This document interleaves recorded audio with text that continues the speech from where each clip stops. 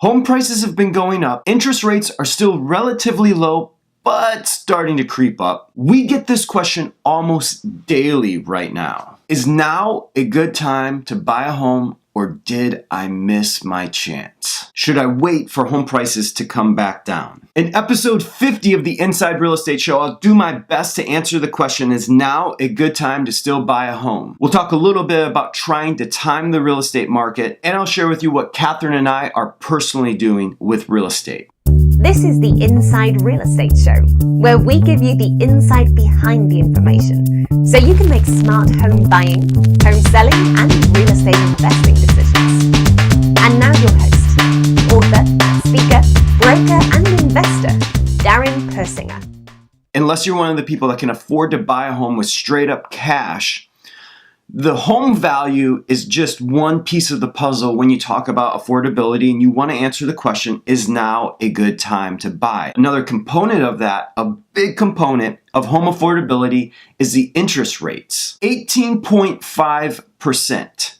I want you to lock that number into your head for a second. Just think about this number, 18.5%. That is what mortgage interest rates were in October of 1981. 18.5%. Current interest rate today, according to bankrate.com, 4.04% for a 30-year fixed. 18.5%, 4.04%. Do you think home affordability is impacted by interest rates? Do you think people in 1981 are trying to figure out, how do I afford a home if I have to pay 18% on the interest rate? So interest rates is just one piece of the puzzle to look at when you're talking about, is now a good time to buy? You're trying to time the market. You're looking at home affordability, because even if home prices start to flatline a little bit, what happens if interest rates keep ticking up, which they are? So as we dive into this, something that I want you to think about. When I look at buying a home, there's always two huge components, hundreds of components underneath these two.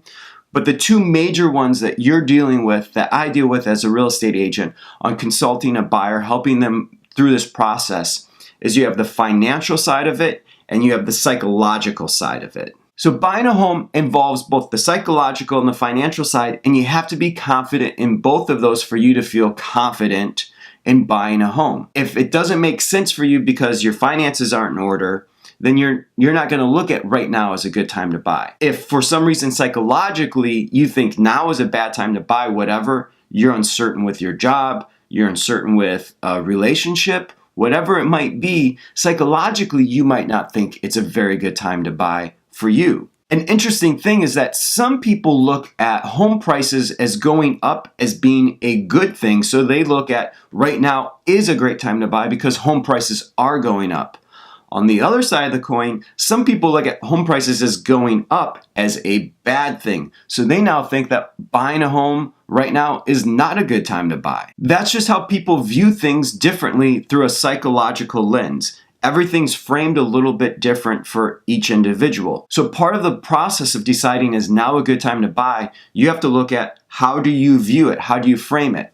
I'll share with you how Katherine and I view buying a home right now. Quick backstory though, to give you a timeline on when I've bought homes. I bought my first home in May of 2001, my second home in September of 2003, then I bought again in October of 2005. Katherine bought her first home in April of 2009. We bought a home together in August of 2013. We bought a home again in December of 2015. And right now, we're out looking for homes. Every different type of style of home, because we still think it's a good time to buy. Last night, we went and looked at a personal residence for ourselves, something that we might buy that we're going to move into. We're still looking at investment properties. I'm looking at homes back in Wisconsin with my brother to buy as an investment property, as a vacation home. So we're looking in different locations and in different price points and for different reasons, maybe as a personal residence, maybe as a second home, maybe as an investment property. So one tactic that you can take on trying to time the market is, if you're buying a home basically on average every 2.5,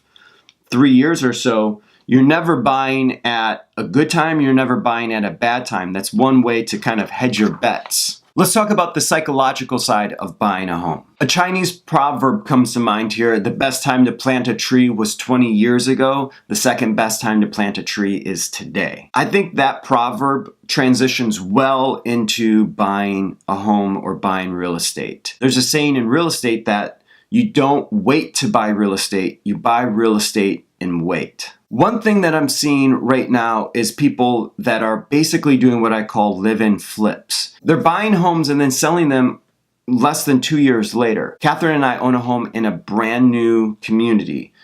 The homes here are less than 2 years old, and there's a lot of homes that are being listed and sold already. I think that's a very dangerous thing when you talk about trying to time the market. And I call this live-in flipping. The reason why I think live-in flipping is dangerous is you could get stuck in it. The market could shift on you at a certain moment. You have the cost of the sale, and then you have the capital gains tax on top of that if you've lived in it for a short period of time. So I look at that risk of, was it worth the potential gain for the potential loss that you could have taken on that sale, or just the actual cost and risk involved in the moving, buying, locking your money up into a property for that short period of time, and then what you could have been doing differently with it. So the other opportunity costs that you could have used with that capital. One of my philosophies with real estate is that there's no bad time to buy.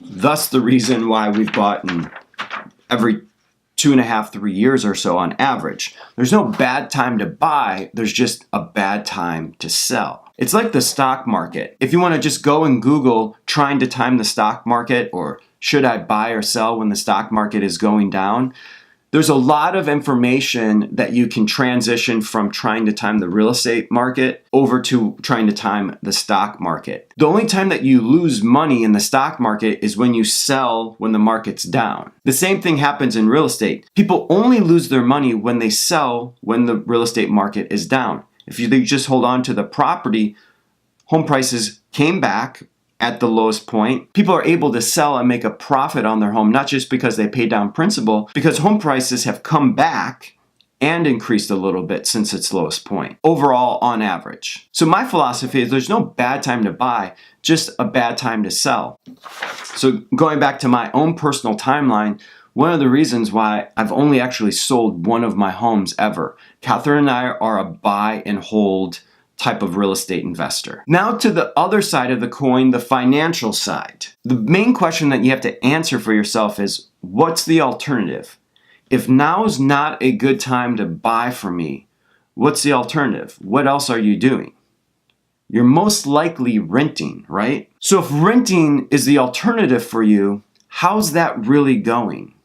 Are rental prices locked in? Have they stayed stagnant? Are those that much lower than what home values are doing? Well, according to SeattleTimes.com, rental prices in Seattle have gone up 57% over the last 6 years. And the median price of home values has doubled. So to me, that basically is a wash. You have a slight margin of error on whether you're renting or buying. All in all, if you're planning on staying any place for a certain period of time, most likely at least 3 years, I've even seen some data that can push it down to 2 years. If you're staying someplace for 2 years, it's actually better to buy than rent. But I would say at least 3 just to be a little conservative. If you're gonna stay any place for at least 3 years, why not look at buying? Because what's the alternative? Your rent that you're paying, that $1,000, that $1,500, that $2,000, that $2,500 a month that you're paying in rent is going straight out of your pocket into the landlord's pocket. When you're buying a home,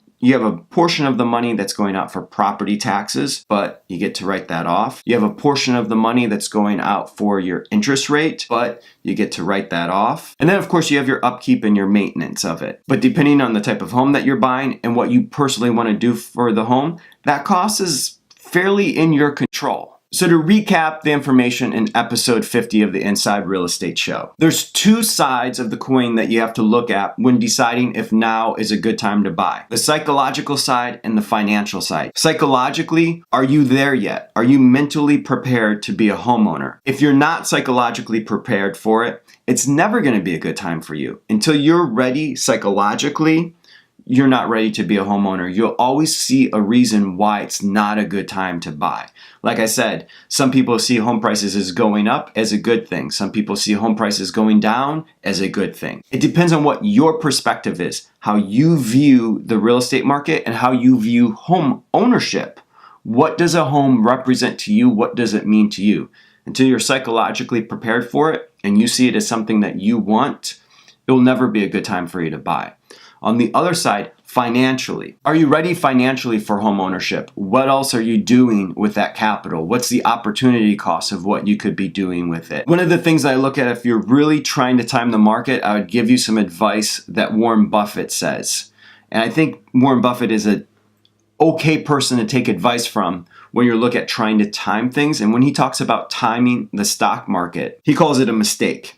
He says trying to time the stock market is the number one mistake to avoid. And again, I think the stock market and real estate market, the idea of trying to time them, those two things run in parallel. Don't try to time the stock market. Don't try to time the real estate market. Look at your own situation and whether it's good timing for you or not. And only you can actually answer that question for yourself.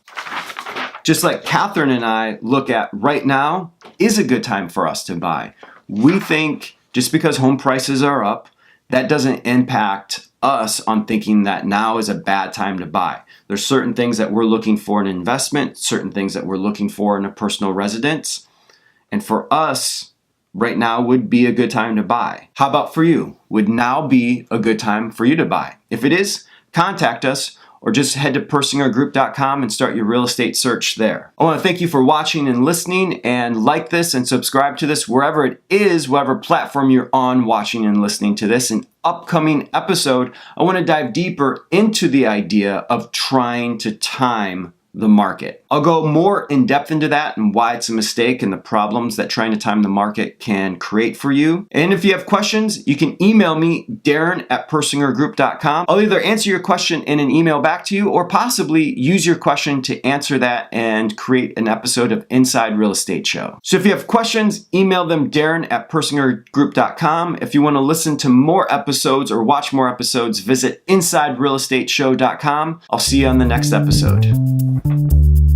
This is the Inside Real Estate Show, where we give you the insight behind the information so you can make smart home buying, home selling, and real estate investing decisions.